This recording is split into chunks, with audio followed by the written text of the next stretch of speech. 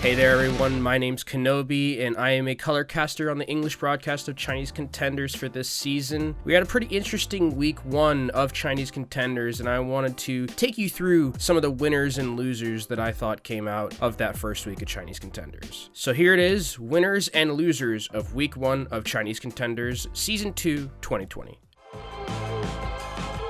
Picking up exactly where they left off last season, Team CC had a very convincing run through the bracket stages of week 1, dropping no maps whatsoever. Even after losing their star flex tank and Sia from last season, Team CC still looked far and away the best team in China. The amount of coordination between all the players is second to none, and you can really see in their play how much trust each of the players have in one another. Team CC looked unbeatable again at the start of this season and seemed to have barely any weaknesses in week 1.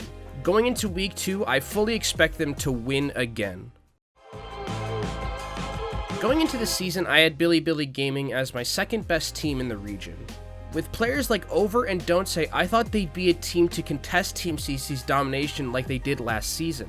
However, Team CC beat them 3-0, and then BLG were reverse swept in the third place match. One thing Billy Gaming did a lot was switching their roster in and out, but in scenarios where it didn't seem to make much sense. It's possible that they're trying to settle into their best roster and figure out what gives them the best chance of winning. They'll need to make some more trips to the drawing board in week 2 if they want to have a chance at contesting Team CC.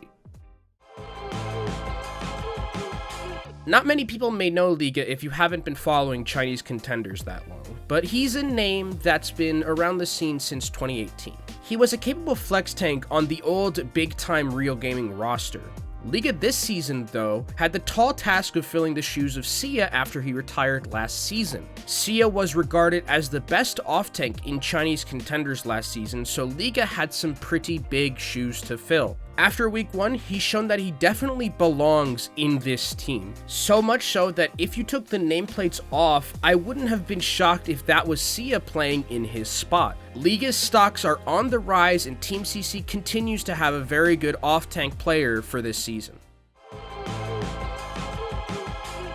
We had so many C9s on broadcast, it was unreal. In one match alone between T1W and Flag Gaming, we saw 4 of them and a possible 5th. China has always had a very chaotic style with fights happening all over the place and the objective sometimes being a second thought to kills that you're getting, but there were so many C9s in week 1 that it blew my mind. It also seems to be a theme with the Chinese Contenders teams this season, as we saw a few of them C9 in the recent NetEase Esports X tournament. Hopefully, this problem fixes itself as the season goes on for their sake and for the sake of my hairline.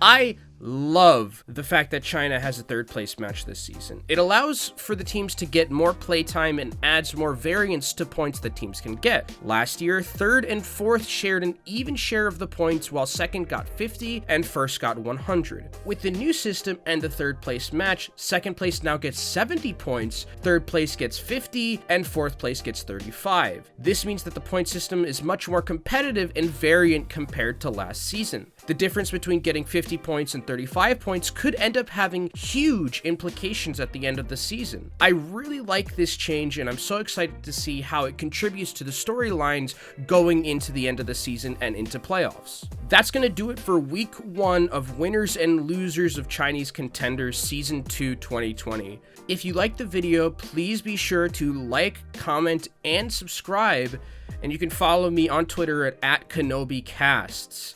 Week 2 is right around the corner, and I'll be back then with another edition of Winners and Losers. Until then, take care and keep supporting Tier 2.